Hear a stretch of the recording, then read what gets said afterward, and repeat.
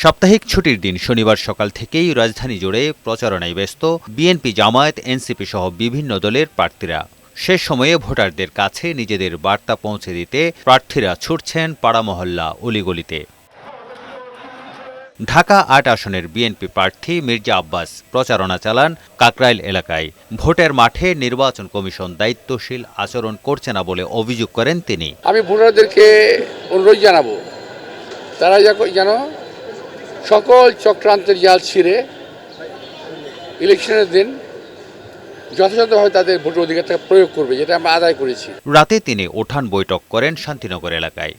আপনারা আমাকে কাছে পাবেন, আপনারা আমাকে পাশে পাবেন, আপনারা ভালো সময় পাবেন, খারাপ সময় পাবেন, যখন পরিকল্পনা করবেন তখনই আমাকে পাবেন। মির্জা আব্বাসের পক্ষে বিকেলে প্রচারণা চালান মহিলা দলের সভানেত্রী আফরোজা আব্বাস। আমি আপনাদের কাছে মির্জা আব্বাসের পক্ষ থেকে আপনাদের সকলের কাছে দোয়া চাই এবং ধানের শীষে ভোট চাই। ঢাকা ১৭ আসনে বিএনপি চেয়ারম্যান তারেক রহমানের পক্ষে কড়াইল বস্তিতে গণসংযোগ করেন চেয়ারম্যানের উপদেষ্টা আমানুল্লাহ আমান। দেশের উন্নয়নে তারেক রহমানকে রাষ্ট্রনায়ক বানানোর আহ্বান জানান তিনি। ব্যাপক সারা ধানের শীষের পক্ষে জনাব তারেক রহমানের পক্ষে। আজকের এই সারা এটাই প্রমাণ করে যে এলাকার জনগণ আগামীতে ইনশাল্লাহ বিপুল ভোটে জনাব তারেক রহমানকে নির্বাচিত করবেন। রাজধানীর হাতিরঝিলের মহানগর প্রজেক্টে গণসংযোগ করে ঢাকা ১১ আসনের ১১ দলীয় জোট প্রার্থী ও জাতীয় নাগরিক পার্টির আহ্বায়ক নাহিদ ইসলাম অভিযোগ করেন, নির্বাচন সামনে রেখে আইন শৃঙ্খলা রক্ষাকারী বাহিনী উদ্বেগ ছড়াচ্ছে। একই আসনের বিএনপির প্রার্থী এম এ কাইয়ুম গণমিছিল করেন উত্তর বাড্ডা এলাকায়।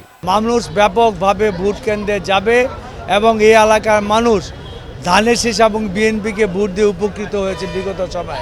অনেক জনপ্রিয়, ইনশাল্লাহ বিপুল ভোটের ব্যবধানে ১২ তারিখ আমরা ধানের শীষের বিজয় করব। হঠাৎ করে এই ধরনের আক্রমণাত্মক ভূমিকা, এটা আসলে কিসের ইঙ্গিত দিচ্ছে এবং নির্বাচনে এই পুলিশ বাহিনীর উপরে আমরা কি সম্পূর্ণরূপে আস্থা রাখতে পারবো কিনা? এদিকে ঢাকা ৮ আসনে ১১ দলীয় জোট প্রার্থী নাসিরউদ্দিন পাটোয়ারি শহীদবাগ এলাকায় প্রচারণা চালিয়ে ভোটারদের নির্ভয়ে কেন্দ্রে যাওয়ার আহ্বান জানান। আমরা আশা করব যে এই ধরনের সংস্কৃতি যেটা জন্ম দিয়েছে রাজপথে, এই সংস্কৃতি থেকে সরকার সরে আসবে এবং নতুন বাংলাদেশ গঠনে আগ্রহী হবে।